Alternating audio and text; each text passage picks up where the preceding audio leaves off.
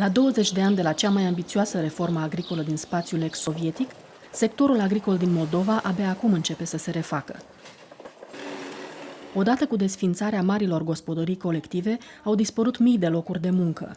Oamenii care și-au pierdut locul de muncă au fost nevoiți să plece peste hotare în căutarea unui venit pentru întreținerea familiei. Plecarea muncitorilor peste hotare a determinat creșterea numărului de copii implicați în munci grele în Moldova, ceea ce este comun pentru economiile bazate pe sectorul agricol. Eliminarea muncii copiilor este dificilă, luând în considerență, fiindcă nu avem, cum am mai spus, brațe de muncă. Brațe de muncă, cu părere de rău, nu avem, sunt plecați mulți și de aceea în mai multe localități sunt implicați și copiii. În anul 1993, în scurt timp după reforma agricolă, Moldova a ratificat convențiile Organizației Internaționale a Muncii privind eliminarea muncii copiilor. Ratificând standardele internaționale a muncii, deci împreună cu partenerii sociale, împreună cu alte organizații neguvernamentale, statul este dator, are o obligațiune foarte importantă de a întreprinde și alte măsuri pentru ca, în afară de crearea cadrului legislativ, să asigure implementarea în practică acestor standarde. Cu susținere și asistență financiară oferită de Organizația Internațională a Muncii și Norvegia, Federația Națională a Patronatului din Agricultură și Industrie Alimentară din Moldova, FNPAIA, a lucrat împreună cu membrii săi asupra elaborării unui cod de conduită pentru patroni. Codul oferă patronilor metode practice pentru eliminarea celor mai grave forme ale muncii copiilor și îi ajută să se conformeze legislației naționale pentru a exclude munca minorilor la întreprinderile lor. Spiritul acestui cod, însuși codul, accentuează poziția fermă și tranșantă a patronilor din agricultură privind eliminarea celor mai grave forme ale copiilor din agricultură. Peste 1500 de patroni din Moldova, membrii FNPAIA, au adoptat codul de conduită în sectorul agricol. S-au întreprins niște măsuri concrete la noi în întreprindere privitor la îndeplinirea cerințelor expuse în cod. În primul rând, în ce privește îmbunătățirea condițiilor de muncă la locurile de lucru a angajaților, renovarea parcului de mașini și utilaje agricole, care face mai confortabilă munca agricultorilor noștri și mai atrăgătoare. FNPAIA a organizat multe campanii de informare pentru ca oamenii să conștientizeze faptul că un copil trebuie să fie la școală și nu în munci grele și periculoase. Sloganul în aceste campanii de informare a fost "Locul copiilor este în școală, iar munca lor e cartea", un slogan ce a devenit cunoscut în toată Moldova. Codul de conduită copilului de muncă l-am citit și avem idei de acest cod. Acest cod duce la aceea că copilul să fie mai mult cu carte, să fie mai mult cu disciplină, să mândrească toată lumea de copiii noștri. Mulți patroni din Moldova au mers chiar mai departe.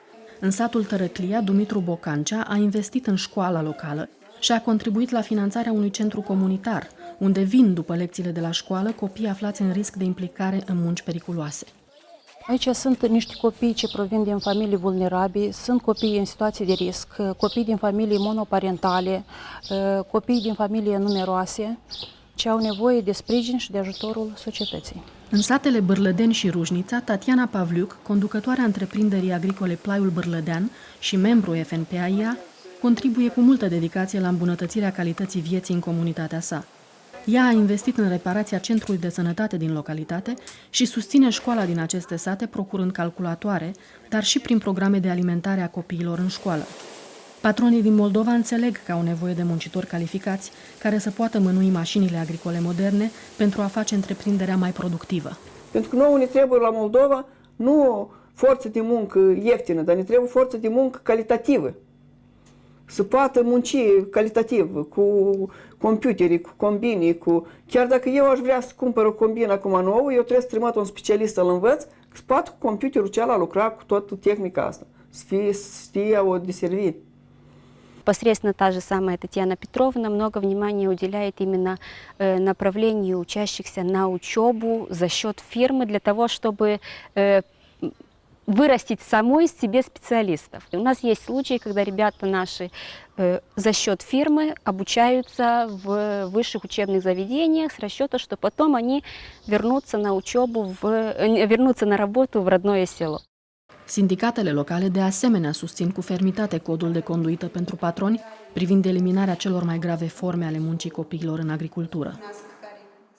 Și după elaborarea acestui cod de conduită, sindicatele au influențat și mai mult asupra comisiilor de dialog social din unitățile economice, atunci când avea loc încheierea și negocierea contractelor colective de muncă. Having employers involved.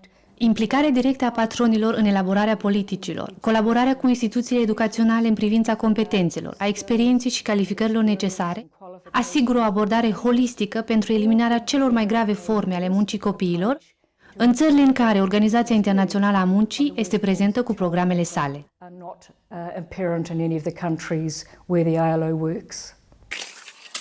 Patronii membrii FNPAIA privesc în viitor și au o abordare strategică asupra eliminării celor mai grave forme ale muncii copiilor.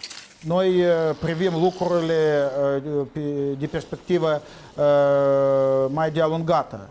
Să nu se urmărească, să nu se fugă după un efect de scurtă durată, un beneficiu foarte dubios, că iată acum se poate de folosit o muncă ieftină și necalificată, să avem noi să câștigăm $3-4 suplimentar la moment și totodată rămânem fără o perspectivă clară.